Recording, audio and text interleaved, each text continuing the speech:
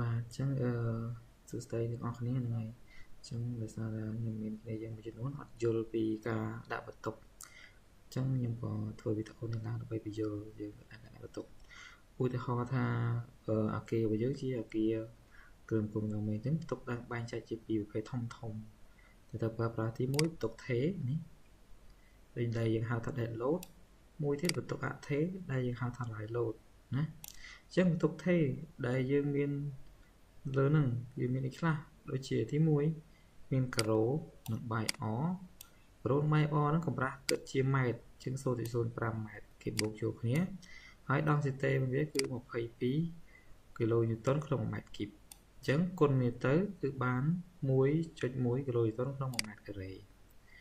អញ្ចឹងហ្នឹងមួយទៀតគឺកម្រាលខណ្ឌឡើយនេះគឺដង់ស៊ីតេផ្ទុកផ្ទាល់ខ្លួនអញ្ចឹងបើផ្ទុកផ្ទាល់ខ្លួនវាគឺកម្រាស់វាប្រមាណកម្រាស់វាគឺ15 0.15 អញ្ចឹងគុណនឹងដង់ស៊ីតេវា25អញ្ចឹង25គុណទៅគឺបាន3.75គីឡូញូតុនក្នុង1ម៉ែត្រការ៉េមួយទៀតបន្ទុកទឹកភ្លើង MEP តទៅនឹងប្រព័ន្ធទឹកភ្លើងគេយក 0.4 ហ្នឹងមួយបន្ទុកផ្សេងគឺមានលក្ខណៈថាវាបន្ទុកដែលយើងមិនអាចពិចារណាបានឬស្មានទុកបានគេដាក់ថែម1គីឡូញូតុនក្នុង1ម៉ែត្រការ៉េទៀតជួនកាលគេមានពូជអញ្ចាំងពូជអីផ្សេងគេថែម1គីឡូញូតុនក្នុង1ម៉ែត្រការ៉េទៀតតមកបន្ទុកនេះគឺបន្ទុក line load សម្រាប់បន្ទុកអញ្ចឹង S20 យើងរៀបបើអញ្ចឹងយើងរៀប S20 យើងគុណទៅកម្ពស់វាប្រហែលកម្ពស់អាគាររបស់យើងហ្នឹងកម្ពស់ឲ្យដកកម្ពស់ធ្នឹមពេញផងបកកម្ពស់ធ្នឹមទៅឃើញប្រវែងកម្ពស់វាសរុបហ្នឹងហើយកម្ពស់ដែលយើងរៀប S ហ្នឹងណាតែរៀប S ត្រឹមណាគុណជាមួយដង់ស៊ីតេនេះគឺស្មើនឹង3.78នេះមកគុណទៅឃើញ10.96គីឡូតុនក្នុង1ម៉ែត្រអានេះបកជា line load នេះជា S10 គុណទៅបានប៉ុណ្នេះតមកទៀតត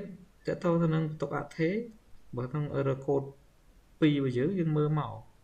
តើភោជនីយដ្ឋានកន្លែងស្នាក់នៅកន្លែងធ្វើការការិយាល័យនិងចដើហ្នឹងគេវា apply ទុកប៉ុន្មានយើងមកមើលមកអញ្ចឹងទៅមើលតាម